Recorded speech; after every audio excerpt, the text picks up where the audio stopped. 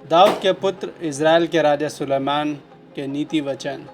इनके द्वारा पढ़ने वाला बुद्धि और शिक्षा को प्राप्त करे और समझ की बातें समझे और काम करने में प्रवीणता और धर्म, न्याय और निष्पक्षता की शिक्षा पाए, कि भोलों को चतुराई और जीवन और जवान को ज्ञान और विवेक मिले, कि बुद्धिमान सुनकर अपनी विद्या बढ़ाए और समझदार बुद्धि का उपदेश पाए, जिससे वे नीति वचन और दृष्टांत को और बुद्धिमानों के वचन और उनके रहस्यों को समझें। युवकों को सलाह। यहोवा का भय मानना बुद्धि का मूल है। बुद्धि और शिक्षा को मूढ़ लोग ही तुच्छ जानते हैं।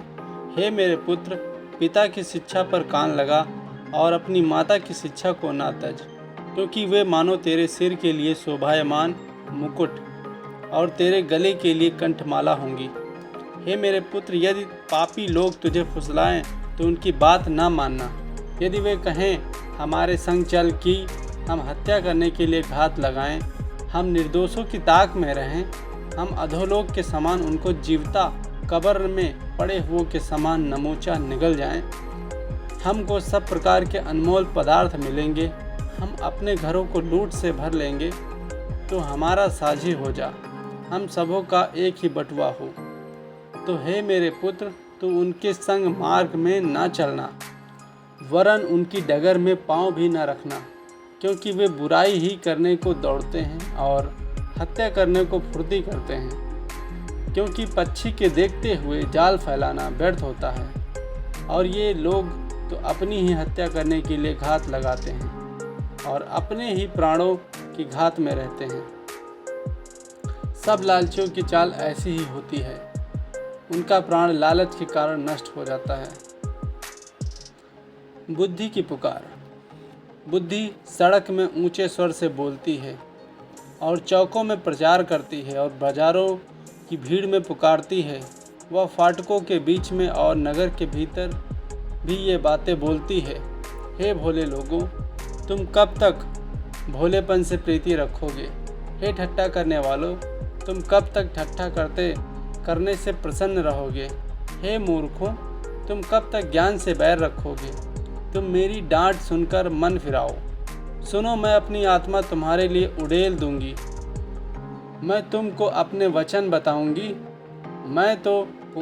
मैंने तो पुकारा परंतु तुमने इनकार किया, और मैंने हाथ फैलाया परंतु किसी ने ध्यान ना दिया। वरन तुमने मेरी सारी सम्मति को अनसुनी किया और मेरी ताड़ना का मूल्य न जाना। इसलिए मैं भी तुम्हारी विपत्ति के समय हंसूंगी, और जब तुम पर भय आ पड़ेगा, वरन आंधी के समान तुम पर भय आ पड़ेगा और विपत्ति भवंडर के समान आ पड़ेगी, और तुम संकट और सकेती में फंसोगे, तब मैं ठट्ठा करूंगी। उस समय वे मुझे पुकारेंगे और मैं ना सुनूंगी। वे यत्न से तो ढूंढेंगे परंतु ना पाएंगे, क्योंकि उन्होंने ज्ञान से बैर रखा है और यहोवा का भय मानना उनको ना भाया। उन्होंने मेरी सम्मति ना चाही, वरन मेरी सब ताड़नाओं को तुच्छ जाना। इसलिए वे अपनी करनी का फल आप भोगेंगे और अपनी युक्तियों के फल से अघा जाएंगे।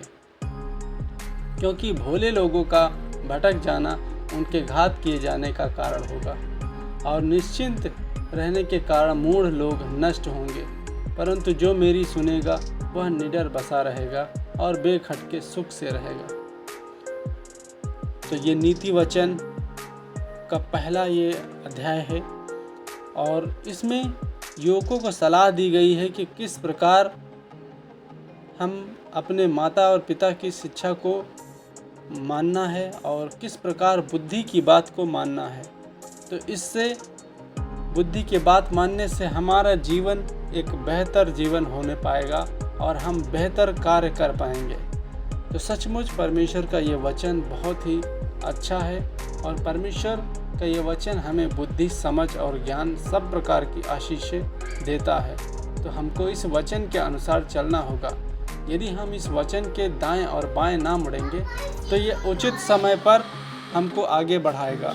तो इसलिए हमको परमेश्वर के वचन पर चलना है और उसकी बात को मानना है, और जब हम बात को मानेंगे तो परमेश्वर हमको बहुत आशीषें देगा, इतनी आशीषें देगा कि हम आशीषों से लद जाएंगे। इस वचन के लिए धन्यवाद, इस समय के लिए धन्यवाद।